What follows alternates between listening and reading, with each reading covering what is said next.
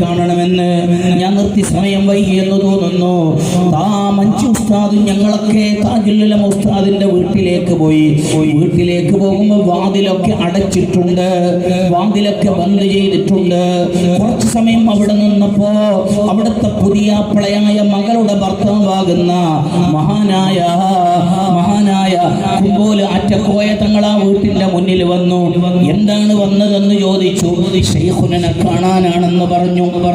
അപ്പോഴാണ് കുമ്പോല് തങ്ങൾ പറഞ്ഞത്, ചെറിയ രൂപത്തിൽ വിശ്രമത്തിലാണ്, നിങ്ങൾ നേരെ അപ്പുറത്ത് പോയി നിസ്കരിച്ചു ഭക്ഷണം കഴിഞ്ഞിട്ട് വരാൻ പറഞ്ഞു. ഞങ്ങൾ നേരെ അപ്പുറത്തെ ഒരു ചെറിയ കടയിലേക്ക് പോയി ഭക്ഷണം കഴിച്ചുകൊണ്ടിരിക്കുമ്പോൾ വാട്സപ്പിൽ വിവരം കിട്ടുന്നു താജുൽ ഉലമ ഉസ്താദ് വഫാത്തായി എന്ന്. ഉടനെ ഞങ്ങൾ അവിടെ നിന്ന് എഴുന്നേറ്റു. കാരണം 1 മിനിറ്റ് അല്ലെങ്കിൽ 5 മിനിറ്റ് മുമ്പ് പോകുമ്പോൾ ആ വിവരങ്ങളൊന്നുമില്ല. ഞങ്ങൾ നേരെ ഉസ്താദിന്റെ ശൈഖുന താജുൽ ഉലമ ഉസ്താദിന്റെ വീട്ടിലെത്തി. അവിടെ നോക്കുമ്പോൾ വാതിലൊക്കെ തുറന്നിട്ടുണ്ട്. നേരെ താജുൽ ഉലമ ഉസ്താദിന്റെ ജനാസന്റെ മുന്നിൽ കൂടുതൽ ആരുമില്ല. ഞങ്ങൾ പോയി നോക്കുമ്പോ എന്തൊരു മുഖമാണ്. അനുഭവങ്ങളെക്കാൾ അപ്പുറമില്ലല്ലോ. അത് സൂര്യനാണോ ചന്ദ്രനാണോ അത് നിർവചിക്കാൻ കഴിയില്ല.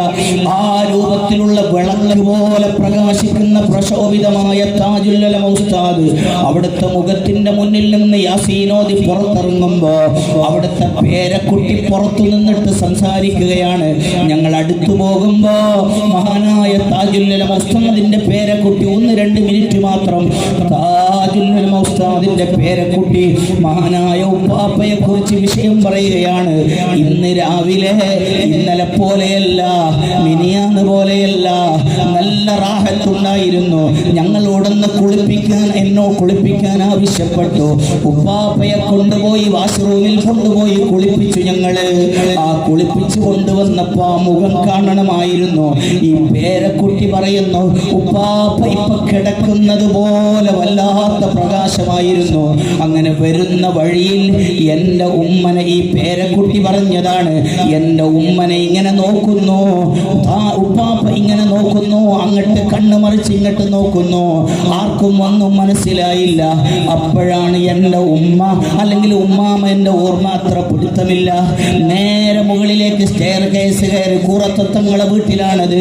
കയറിയിട്ട് ഒരു പെട്ടി തുറന്നിട്ട് ഒരു സാധനം കൊണ്ടുവരുന്നു. ഉപ്പാപ്പ അവിടെ മെല്ലെ കിടത്തി ഉപ്പാപ്പനെ. ഉപ്പാപ്പ നല്ല ആഫിയത്തുണ്ട്, റാഹത്തുണ്ട്. അത് ആ സാധനം ആ പെട്ടി കൊണ്ടുവന്ന് അല്ലെങ്കിൽ ആ ബാഗ് കൊണ്ടുവന്ന് അത് മെല്ലെ പുറത്തു വെക്കുമ്പോ ഇവിടെ എല്ലാവരും ചോദിച്ചു അതെന്താണെന്ന്. ചോദിക്കുമ്പോ അതിന് മറുപടിയായി ആ ഉമ്മ, അതായത് താജുൽ ഉലമ ഉസ്താദിന്റെ മകളോ അല്ലെങ്കിൽ മകളോ പറഞ്ഞ മറുപടി, ഇതൊരു ഹജ്ജ് കഴിഞ്ഞ് വരുമ്പോ കൊണ്ടുവന്നതാണ്. എന്നിട്ട് എൻ്റെ കയ്യിൽ തന്നിട്ട് പറഞ്ഞു, ഇത് സംസം വെള്ളത്തിൽ മുക്കിയിട്ട് കൊണ്ടുവന്ന കഫൻ തുണിയാണ്. ഒരു ദിവസം നിന്നോട് ഞാൻ ചോദിക്കുമ്പോ നീ ഇത് എനിക്ക് എടുത്തു തരണം, നീ ഇത് നഷ്ടപ്പെടുത്താൻ പാടില്ലെന്ന് വസിയ്യത്ത് ചെയ്തിട്ടുണ്ടെന്ന് പറഞ്ഞ ഉമ്മ കരയുകയാണ്. അതുമെല്ലാം ആ തൊട്ടമെല്ലാം മാറ്റി, കടലാസുമെല്ലാം മാറ്റി പുറത്തേക്ക് എടുത്തു നോക്കുമ്പോ അത് കഫൻ തുണിയായിരുന്നു.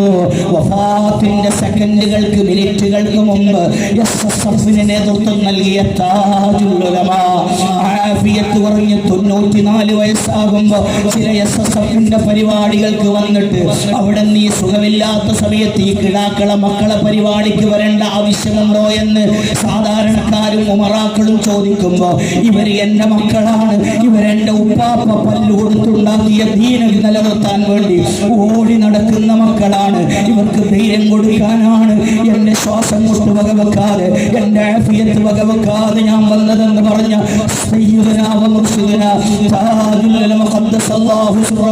തങ്ങൾ ആ കഫൻ തുണ മുഖത്തേക്ക് മെല്ലെ അടുപ്പിച്ചിട്ട് ഒരു ഭാഗത്ത് അങ്ങോട്ട് സൂറത്തുൽ റഅദ് ഓതുമ്പോ ഒരു ഭാഗത്ത് ഉറുദ ചെല്ലുമ്പോ